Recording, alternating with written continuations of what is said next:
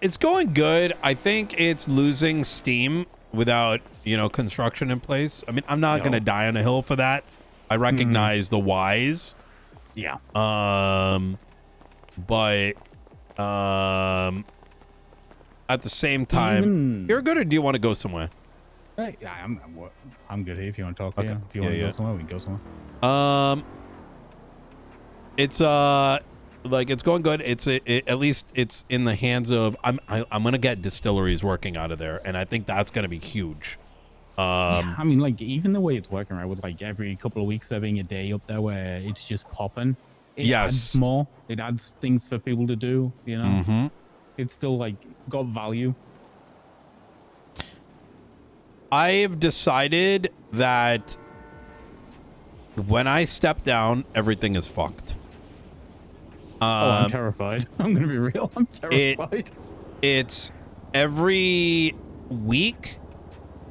These people, look, transparently, I think they don't know what they're doing. Understandably, right? They're barely senior lawyers, right? Senior attorneys. The role of a justice. Actively worked as attorneys, right? That's the issue. I'm sorry? I don't think a lot of them have even put in the hours as an attorney, So I think that's the issue with an appointed judicial position. It comes with some drawbacks in that, there's no standard for who needs to be appointed. I absolutely agreed. Absolutely agreed. And it's a tough conversation because sometimes there is people can't distinguish between a problem with someone in a position versus. Look, I after the penal code shit and then the stuff with the DOC, I just do not.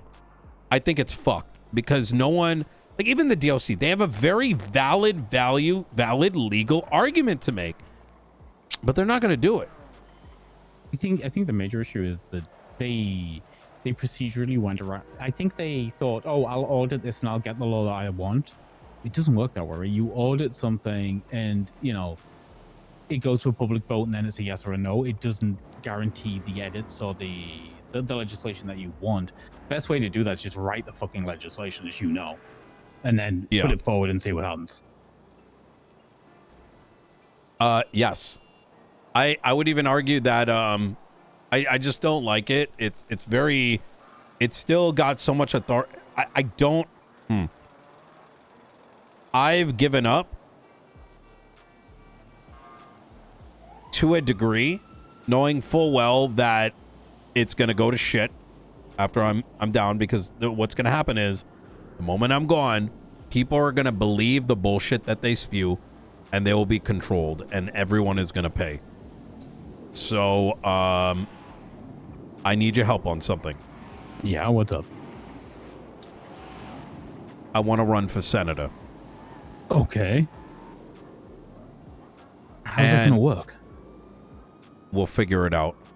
But I'd like you to work with Michael on getting something drafted. Okay. And the intent is that the role would be an intermediary in order to ensure that the branches work in tandem. Think of it as like a guiding hand. More permanent version of the way Mr. Oil has been dealing with us when he comes on. Effectively his bitch. Yeah. You could go to the meetings he can't be bothered to attend. Yes. I get that. And I know that this is like a 20% shot. But I'm genuinely fearful of what's going to become. I want any Tom, Dick, and Harry to feel like they could be mayor. I want every Tom, Dick, and Harry to feel like they have a voice. And I don't want to see a system get destroyed for self-interest. And this is the only shot I see that might resolve that. I think the issue is, right, and here's the thing. When it was when you entered your second term and we got Pred 2, Pred's such a force of personality. There was like this moment of hope where you thought, well, if he engages hard and Nino does the, the intelligent lawyer stuff, we've got like the mechanism for change.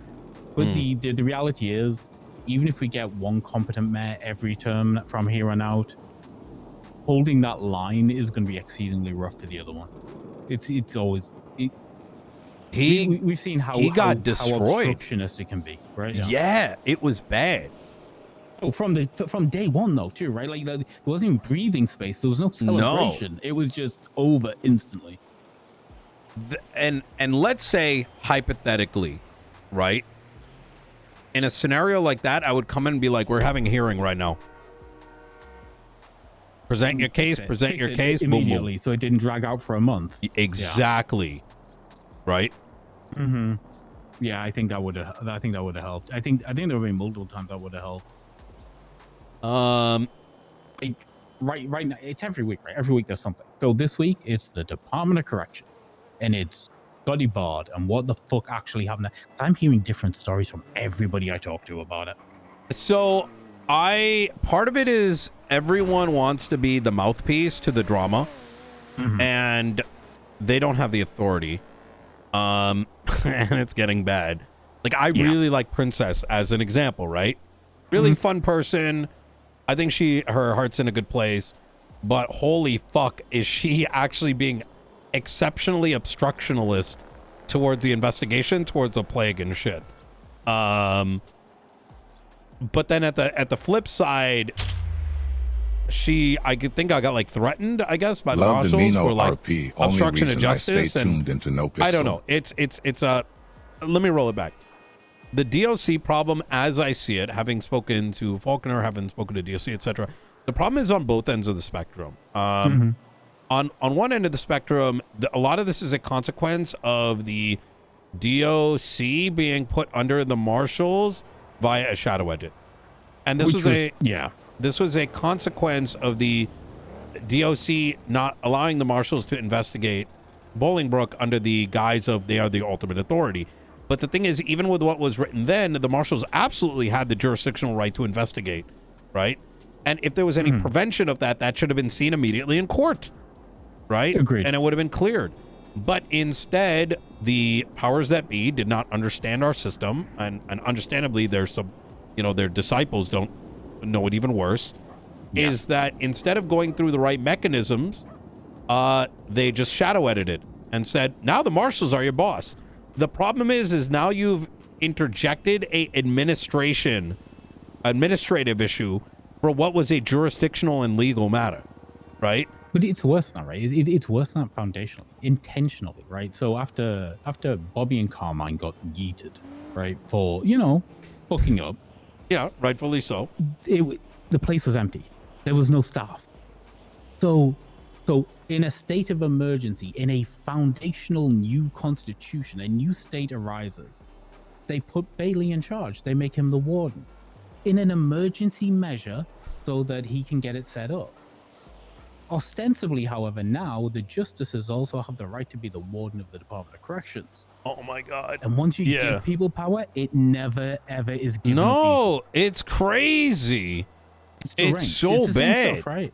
Yeah, like, and then Angel started stretching legislatively to entrench the power of the marshals and thus ostensibly the Department of Justice, right?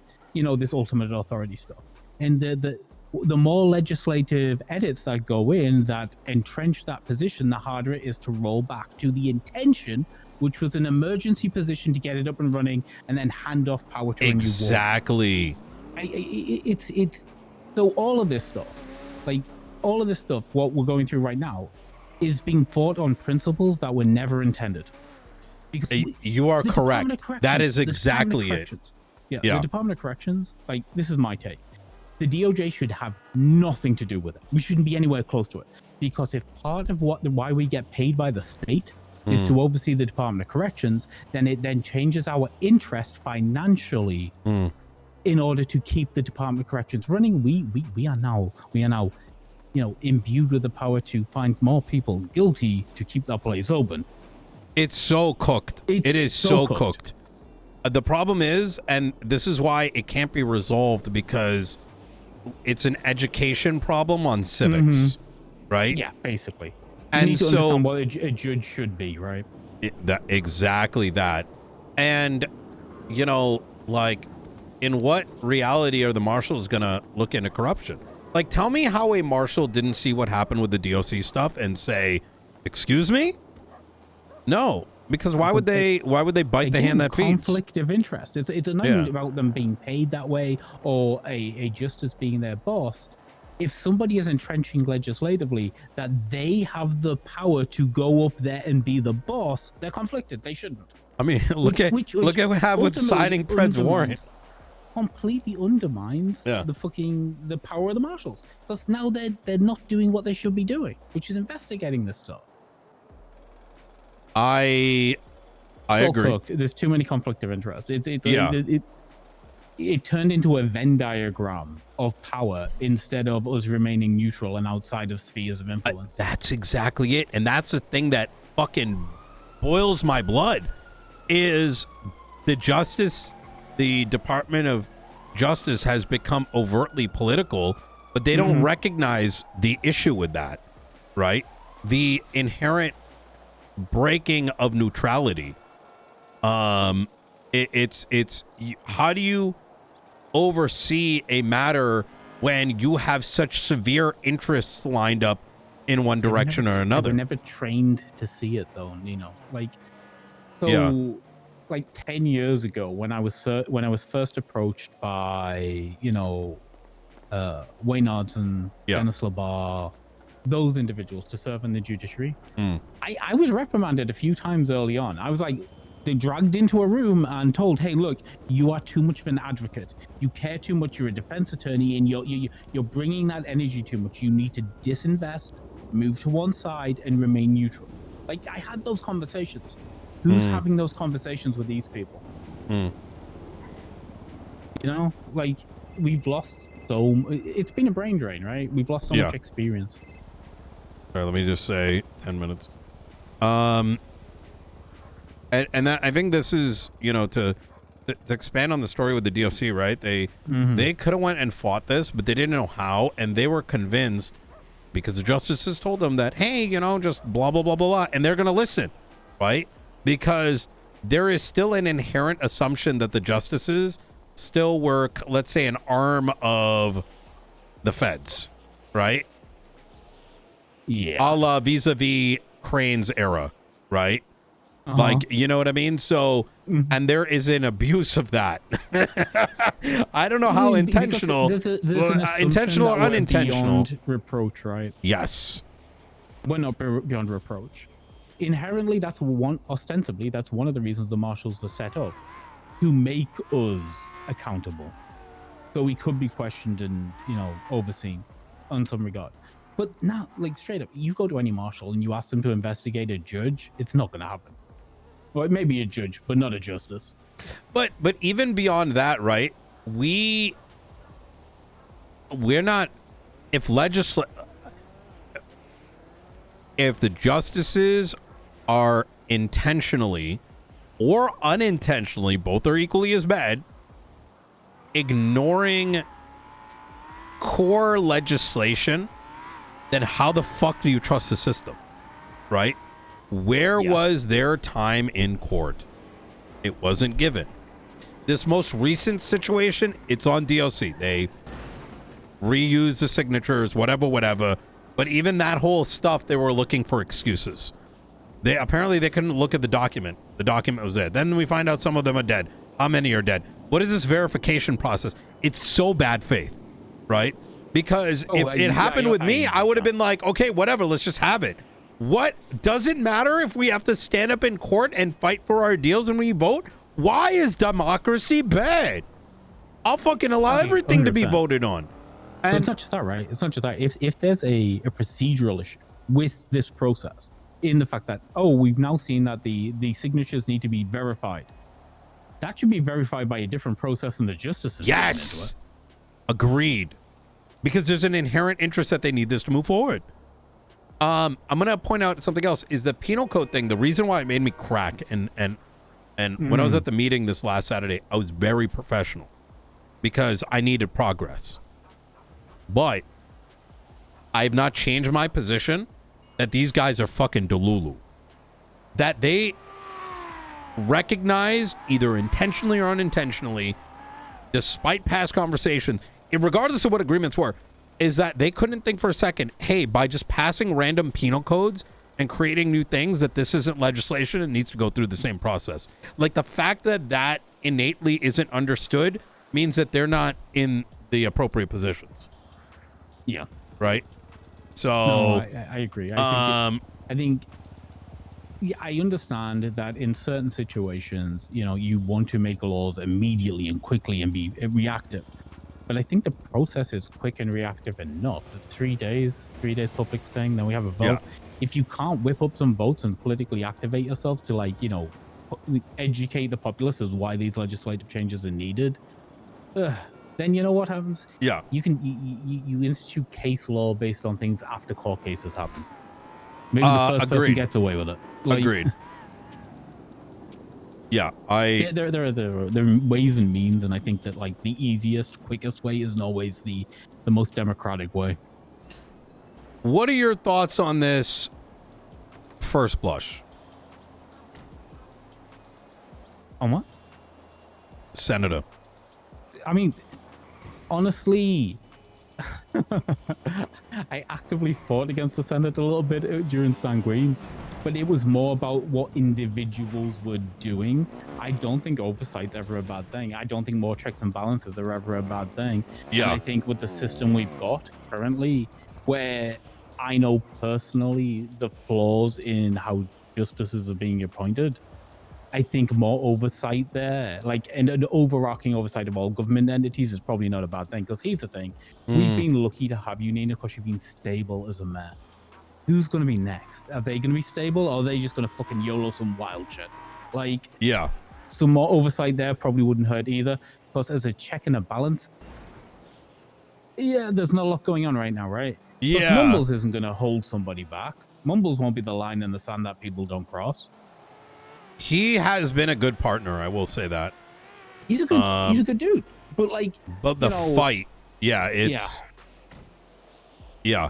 We shouldn't make a requirement that every new mayor going forward has a law degree, lieutenant and governor, defense attorney experience, just so they know what the fuck's going on, that shit doesn't slide by them.